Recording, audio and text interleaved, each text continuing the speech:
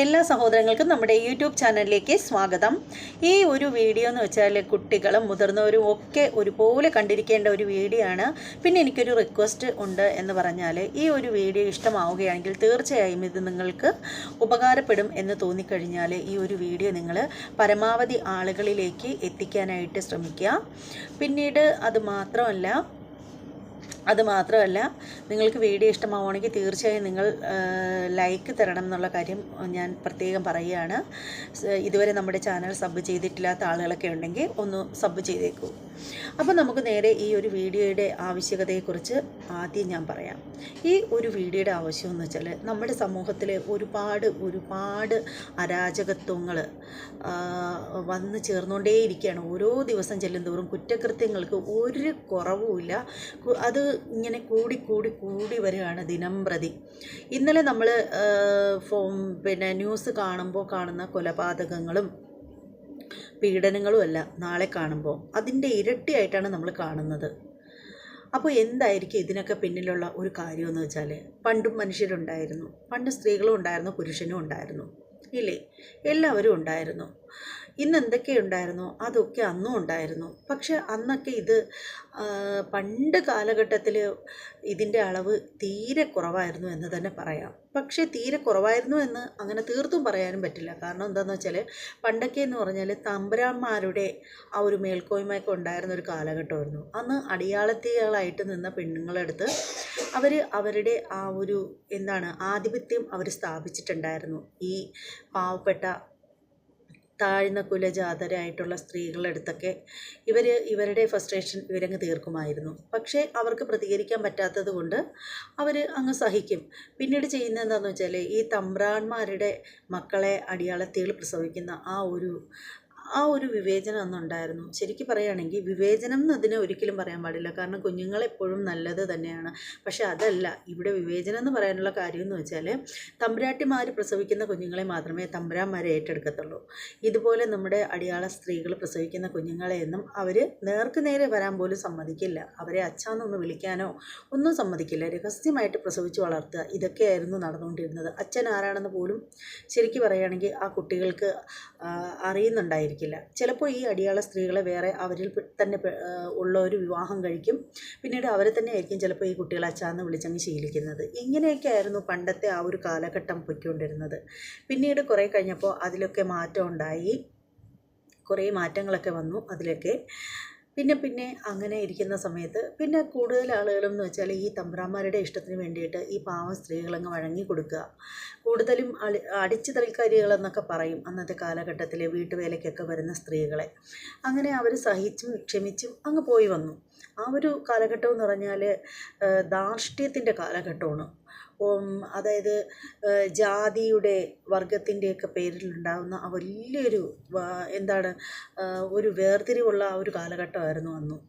പിന്നെ അതൊക്കെ പോയി. പിന്നീട് അതൊന്നും നടക്കാത്തൊരു കാലഘട്ടം വന്നു. പിന്നെ സ്ത്രീകൾ കുറച്ചുകൂടെയൊക്കെ ബോൾഡായി. നിയമങ്ങളൊക്കെ ഒരുപാട് സ്ത്രീക്ക് അനുകൂലമായി വന്നു. പക്ഷേ ഇങ്ങനെയൊക്കെ സ്ത്രീക്ക് നിയമം അനുകൂലമായിട്ട് വന്നു എന്ന് പറയുമ്പോഴും എടുത്തു പറയേണ്ട ഒരു കാര്യം എന്ന് വെച്ചാൽ, ഇപ്പോൾ ഈ അടുത്ത സമയത്താണ് ഒരു സ്ത്രീയെ നടു റോഡിൽ വെച്ച് ഒരു പുരുഷൻ വസ്ത്രമൊക്കെ വലിച്ചു കീറി തല്ലിപ്പഴുപ്പിച്ച ഒരു സംഭവം ഉണ്ടായത്. അത് ഇപ്പോൾ ഈ ഒരാഴ്ചയ്ക്ക് അപ്പുറം നടന്നൊരു സംഭവമാണ്. അപ്പോൾ നിയമം എത്ര സ്ത്രീക്ക് അനുകൂലമെന്ന് പറഞ്ഞിട്ടും കാര്യമൊന്നുമില്ല. നടക്കേണ്ട കാര്യങ്ങളൊക്കെ നടന്നുകൊണ്ടിരിക്കുന്നു ഇപ്പോഴും. അപ്പോൾ ഇവിടെ നമ്മൾ വന്ന് പറയുന്ന വിഷയം ഇതൊന്നുമല്ല. ഇപ്പോൾ ഞാനിപ്പോൾ വന്നതെന്ന് വെച്ചാൽ, ഡ്രഗ്സിൻ്റെ ഉപയോഗം, അമിതമായ ലഹരി വസ്തുക്കളുടെ ഉപയോഗത്തെക്കുറിച്ചാണ് ഞാൻ ഇന്നത്തെ വീഡിയോയുമായിട്ട് വന്നിട്ടുണ്ടായിരുന്നത്. അപ്പോൾ അങ്ങനെ വരാനായിട്ടൊരു കാരണമെന്ന് വെച്ചാൽ, ഞാനൊരു ചെറുപ്പക്കാരൻ്റെ ഒരു വീഡിയോ കണ്ടിട്ടുണ്ടായിരുന്നു. പക്ഷെ അത് ഞാൻ ഈ വീഡിയോ ആയിട്ട് ഇതിനകത്ത് ഇടുന്നില്ല. കാരണം ഇത് കാണുന്ന പലരും ഏത് തരം ആളുകളാണെന്നൊന്നും എനിക്കറിയില്ല. കാരണം ആ പുള്ളിക്കാരൻ പറയുന്ന വാക്കുകൾ വളരെ കാഠിന്യമേറിയ വാക്കുകളാണ്. അത് പറയുന്നതിൻ്റെ കൂടെ തന്നെ പുള്ളിക്കാരൻ്റെ ഷർട്ടൊക്കെ ഊരി കാണിക്കുന്നുണ്ട്. കാരണം കുത്തി കീറി വെച്ചിരിക്കുകയാണ് ആ പാവം വളരെ ചെറുപ്പക്കാരനായ ഒരു ചെറുക്കൻ, ഒരു പയ്യൻ.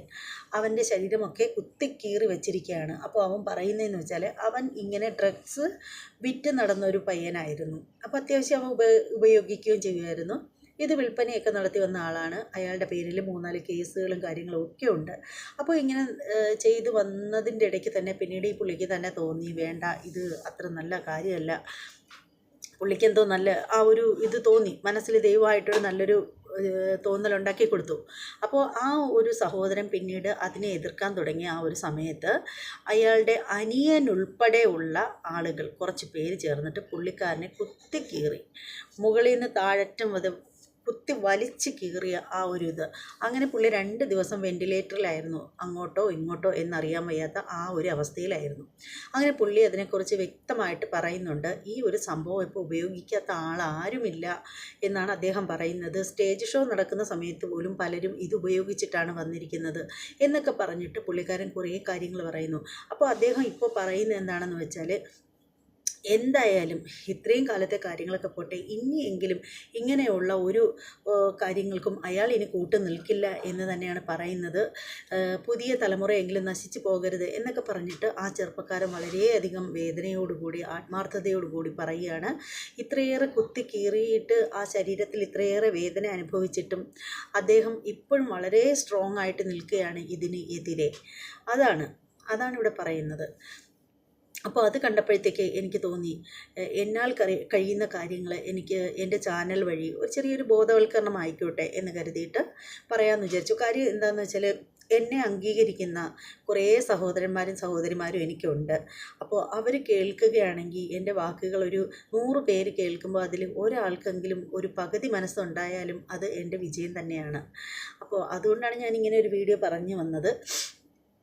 എനിക്ക് വയ്യ, നല്ല ബുദ്ധിമുട്ടുണ്ട്, പനിക്കോളുണ്ട് കേട്ടോ. അതുകൂടി അതിൻ്റെ ഇടയിൽ ഞാൻ പറയുകയാണ്.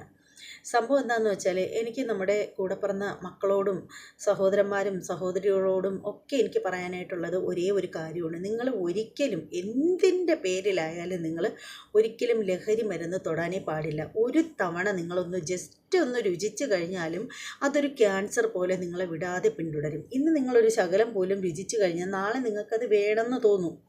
അതിനെ നിങ്ങൾ ഒഴിവാക്കാനായിട്ട് എത്ര നോക്കിക്കഴിഞ്ഞാലും നിങ്ങൾക്കതിന് സാധിച്ചു എന്ന് വരില്ല. അതുകൊണ്ട് തന്നെ കൂട്ടുകാരൊക്കെ എന്ന് വെച്ചാൽ പല ടൈപ്പിലുള്ള പിള്ളേരാണ്. കൂട്ടുകാരൊക്കെ എന്ന് പറഞ്ഞാൽ ചിലർ പറയും, ഡാ ഒന്ന് രുചിച്ച് നോക്കടാ, നല്ലതാണ്, ഇത് രുചിച്ചാലുണ്ടല്ലോ നമുക്ക് ചിറകില്ലാത്തതുപോലെയാണ്, ശരീരത്തിന് ഭാരമെല്ലാം പോകുന്നു, പറക്കാം എന്നൊക്കെ പറയും. അപ്പോൾ ഇതൊക്കെ കേൾക്കുമ്പോൾ കുഞ്ഞു മനസ്സിൽ, എടാ ജസ്റ്റ് ഒന്ന് രുചിച്ച് നോക്കിയെന്ന് പറഞ്ഞ് ഒന്നും സംഭവിക്കില്ല എന്ന് പറയും. ഈ കുഞ്ഞുങ്ങൾക്ക് അബദ്ധം പറ്റും. അവരത് ഒരു ശകലം ടേസ്റ്റ് ചെയ്ത് നോക്കിക്കഴിയുമ്പോഴത്തേക്ക് പിറ്റേന്നാകുമ്പോഴത്തേക്ക് വീണ്ടും ആ സമയമാകുമ്പോൾ ഇത് കാണിക്കും. ഈ പിള്ളേർക്ക് വേണ്ട എന്ന് പറഞ്ഞാലും നിർബന്ധിക്കും. അപ്പോൾ എന്തു ചെയ്യും? അപ്പോൾ വീണ്ടും ഇത് ഉപയോഗിക്കും. പിന്നെ 1, 2, 3 ദിവസം കൊണ്ട് അത് ഇല്ലാണ്ട് പറ്റാത്ത ആ ഒരു അവസ്ഥയിലേക്ക് പോകും. അത്രയ്ക്ക് ഭീകരമായിട്ടുള്ള സംഭവങ്ങളൊക്കെ ഇപ്പോൾ കിട്ടുന്നുണ്ട്. അതായത് പണ്ടത്തെ കണക്കൊന്നുമല്ല, ഒരുപാട് വീര്യമുള്ള സംഭവങ്ങളുണ്ട്. അത് ച്യൂയിങ്കമായിട്ടാണെങ്കിലും പിന്നെ എന്താണ് ദ്രാവക രൂപത്തിലായാലും മുട്ടായിയുടെ രൂപത്തിലായാലും എന്ന് വേണ്ട പല തരത്തിൽ ഇത് കിട്ടുന്നുണ്ട്. സ്റ്റിക്കറിൻ്റെ രൂപത്തിൽ വരെ കിട്ടുന്നുണ്ടെന്നാണ് പറയുന്നത്. അപ്പോൾ ഇതൊക്കെ മേടിച്ച് യൂസ് ചെയ്ത് കഴിയുമ്പോൾ കുഞ്ഞുങ്ങളുടെ ആ ഒരു ബ്രെയിനെ, തലച്ചോറിനെ പോലും ഇത് കാർന്ന് തിന്നുകയാണ് ചെയ്യുന്നത്.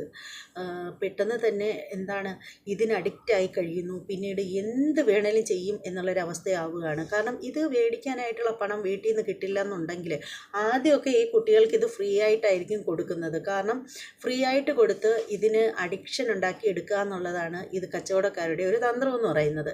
ഇതിന് അഡിക്ഷനായി കഴിയുമ്പോൾ പിന്നീട് ഇത് ഇല്ലാതെ പറ്റില്ല. ആദ്യമൊക്കെ ഫ്രീ ആയിട്ട് കൊടുക്കും, പിന്നീട് പൈസ കൊണ്ടുവന്നാൽ മാത്രമേ കൊടുക്കുകയുള്ളൂ എന്നൊരു അവസ്ഥ വരും. പിന്നീട് ഈ പൈസയ്ക്ക് വേണ്ടിയിട്ട് കുട്ടികൾ വീട്ടിൽ ചോദിക്കും. ചിലപ്പോൾ എന്തെങ്കിലുമൊക്കെ കള്ളത്തരങ്ങളൊക്കെ പറയും. അപ്പോൾ ആദ്യമൊക്കെ വീട്ടുകാർ പൈസ കൊടുക്കും. പിന്നെ ആകുമ്പോഴത്തേക്ക് സ്ഥിരമായിട്ട് പൈസ ചോദിച്ചാൽ വീട്ടുകാർ കൊടുക്കുമോ? കാരണം നന്നായിട്ട് അന്വേഷിക്കും.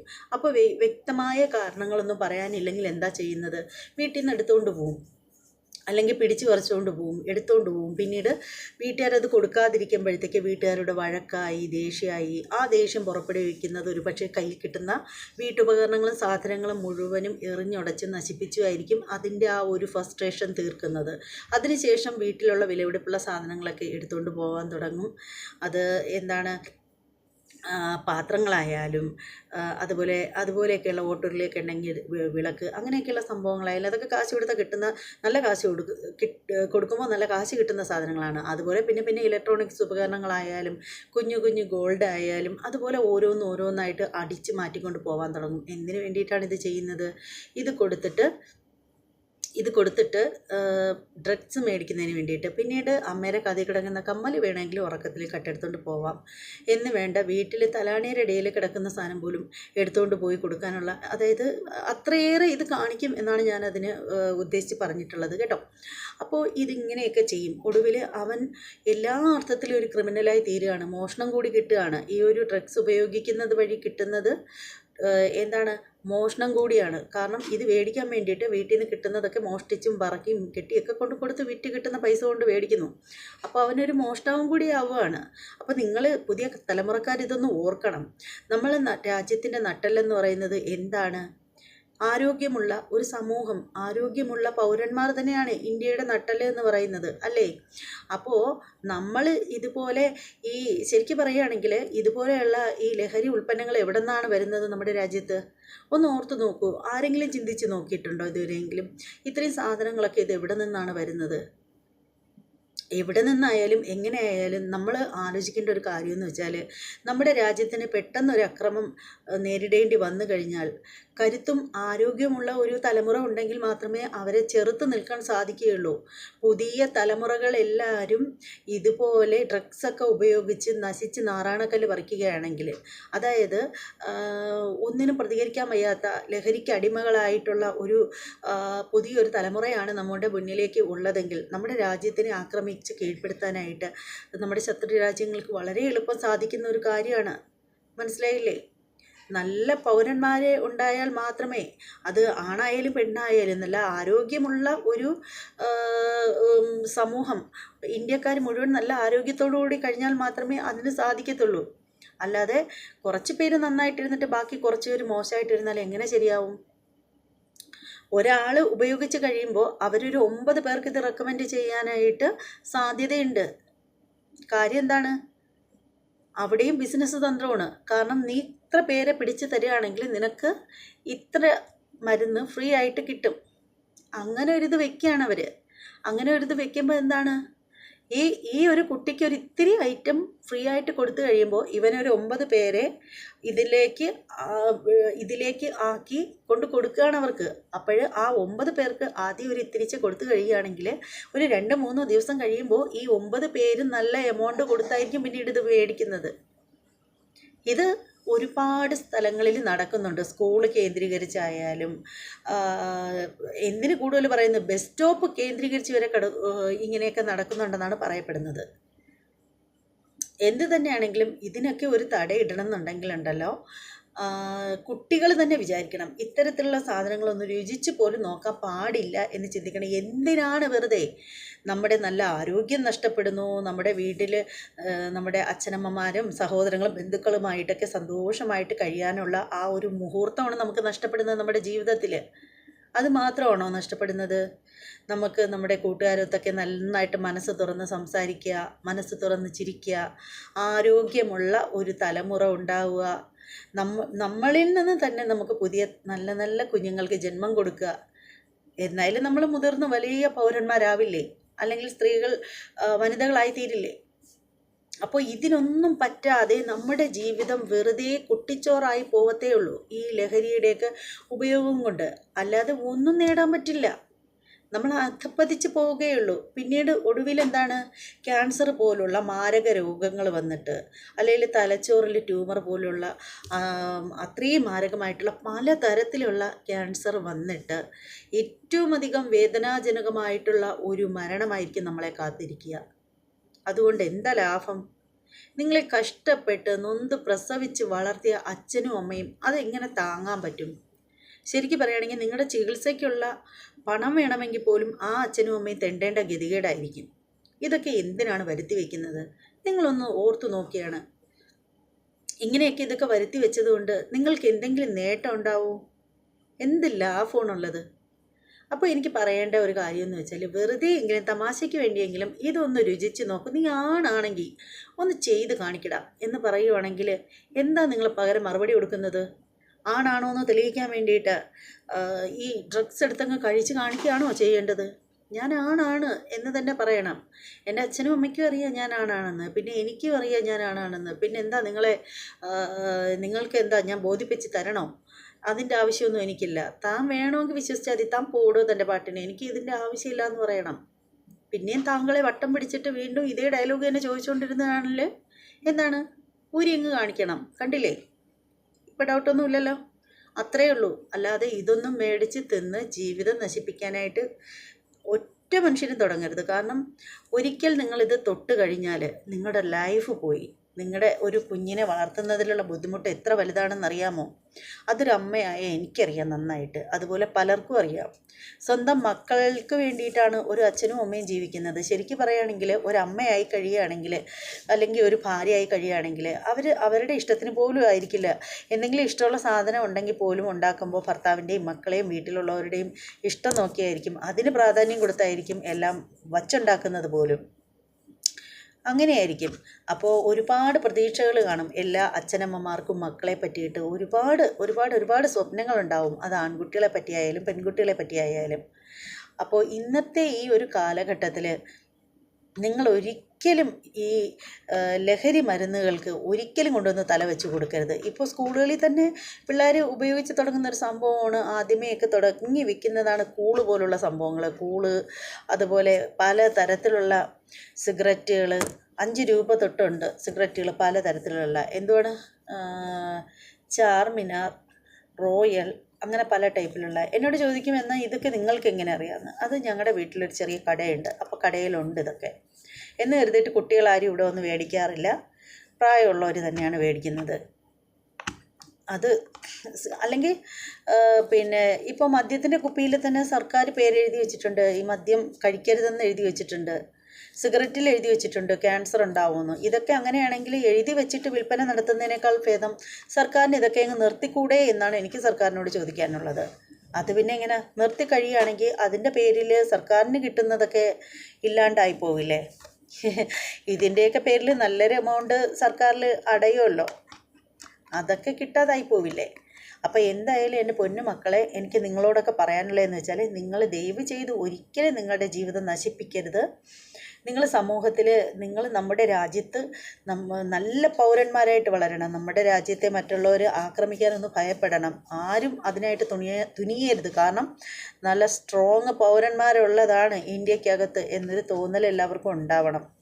നിങ്ങളിങ്ങനെ കള്ളും കുടിച്ച് സിഗരറ്റും വലിച്ച് കൂളും വെച്ച് ശമ്പുവും വെച്ച് ചുണ്ടും ദ്രവിച്ച് ക്യാൻസറും വന്ന്, അതുപോലെ ഡ്രഗ്സും കുത്തിക്കയറ്റി ഭ്രാന്ത് പിടിച്ച് കൈ കണ്ടതൊന്ന് നശിപ്പിച്ച് വീട്ടിലുള്ള പെറ്റമ്മയെ കയറി പിടിച്ച് പെങ്ങൾക്ക് കുട്ടിയെ ഉണ്ടാക്കി, ഇങ്ങനെയൊക്കെ ആയിക്കഴിയുമ്പോൾ എന്താണ് സംഭവിക്കുന്നത്? നിങ്ങളുടെ ജീവിതം നശിക്കില്ലേ? നിങ്ങൾ ചെയ്യുന്ന ഈ ഒരു ബ്രഹ്മഹത്യാദി പാപം എന്ന് പറയും, അത്രത്തോളം വലിയൊരു പാപത്തിന് നിങ്ങൾ പാപമാണ് നിങ്ങൾ ചെയ്യുന്നത്. ഒരിക്കലും പരിഹാരമില്ലാത്ത പാപമാണ് അതൊക്കെ. അത് ചെയ്തു കഴിയുമ്പോൾ നിങ്ങൾക്ക് ഇഹത്തിലും പരത്തിലും നിങ്ങൾക്ക് മോക്ഷം കിട്ടുമോ? മരിച്ചു കഴിഞ്ഞാലെങ്കിലും നിങ്ങൾക്ക് മോക്ഷം കിട്ടുമോ? ഒരിക്കലും കിട്ടാൻ പോണില്ല. അത് നിങ്ങളൊന്ന് മനസ്സിലാക്ക്. ഇപ്പം തന്നെ ഒരു കുട്ടിയുടെ പേരോ ഉമ്മയുടെ പേരോ ഒന്നും ഞാൻ പറയുന്നില്ല. ആ കുട്ടി ഇതുപോലെ ഉപയോഗിച്ചിട്ട് അതിൻ്റെ അമ്മയെ ഇങ്ങനെ ചെയ്യുമായിരുന്നു. പക്ഷേ ആ അമ്മ എല്ലാം സഹിച്ചു കുഞ്ഞിന് വേണ്ടിയിട്ട്. 21 വയസ്സുള്ള പുന്നാര മോൻ. എന്നിട്ട് ആ മോൻ ഉപയോഗിച്ചിരുന്ന ലഹരി വസ്തുക്കൾ അമ്മ കണ്ടെത്തി. അങ്ങനെ അത് കാണിച്ചതിന് ശേഷം ആ കുഞ്ഞ് വീട്ടിൽ നിന്ന് ഇറങ്ങിപ്പോയി. എന്നിട്ടും ആ അമ്മ ഇപ്പോഴും കരയുകയാണ് ആ മോൻ തിരികെ വരാൻ വേണ്ടിയിട്ട്. അതാണ് മാതൃത്വം. പക്ഷേ ആ അമ്മയുടെ ആ ഒരു മനസ്സിൻ്റെ ആ ഒരു വലിപ്പമാണ് അവരിപ്പോഴും ജീവിച്ചിരിക്കുന്നത്. സാധാരണ ഒരു അമ്മയ്ക്ക് ഒരു കുട്ടി ഇങ്ങനെ പെരുമാറിയ പിന്നെ ഒരിക്കലും ജീവിക്കാൻ പോലും തോന്നില്ല. ആ അമ്മയെ ഞാനവിടെ നമസ്കരിക്കുകയാണ് സത്യത്തിൽ, ആ അമ്മയുടെ മനക്കരുത്തിനെ ഓർത്തിട്ട്. ഒരിക്കലും ആത്മഹത്യ പ്രോത്സാഹിപ്പിക്കുകയല്ല, അങ്ങനെ ചെയ്യണമെന്നുമല്ല ഞാൻ പറയുന്നത്. ഒരിക്കലും ഞാൻ അങ്ങനെ പറയില്ല, ഒരിക്കലും ചെയ്തുകൂടാ. ഒരു വ്യക്തിയും ഒരിക്കലും നമ്മുടെ ഈശ്വരൻ നമുക്കിട്ട ആയുസ് തീർന്ന് നമ്മളെ വിളിക്കുന്ന സമയത്തേ നമ്മൾ പോവാവൂ.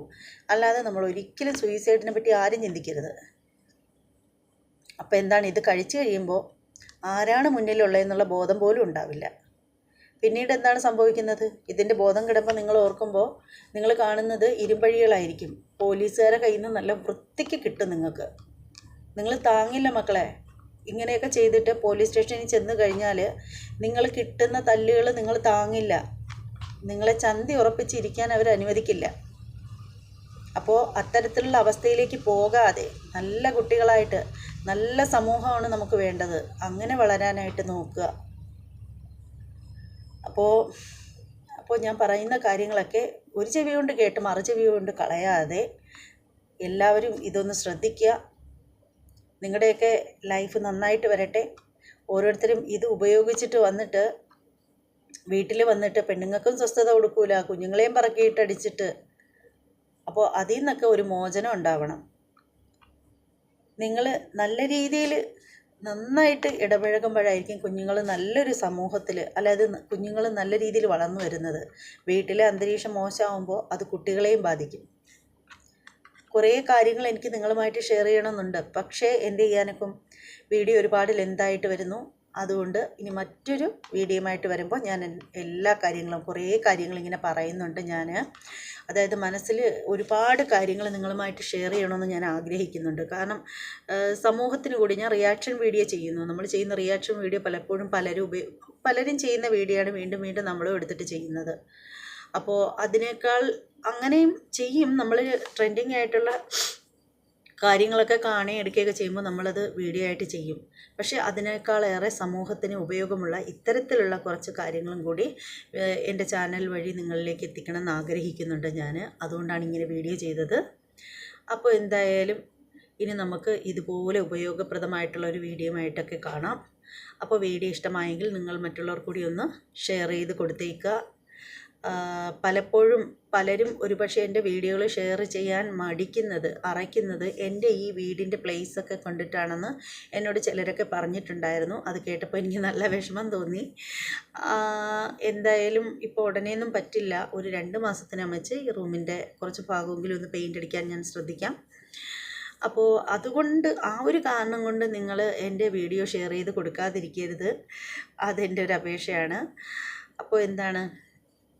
അപ്പോൾ വീഡിയോ ഇഷ്ടമായെങ്കിൽ നിങ്ങൾ നമ്മുടെ ചാനലൊന്ന് സബ്സ്ക്രൈബ് ചെയ്ത് ബെല്ലൈക്കൻ കൂടി ഒന്ന് എനേബിൾ ചെയ്തേക്കുക. അതുപോലെ ലൈക്ക് ചെയ്യുക. അപ്പോൾ ഇനി മറ്റൊരു വീഡിയോയുമായിട്ട് കാണാം. എല്ലാ സഹോദരങ്ങൾക്കും ബൈ.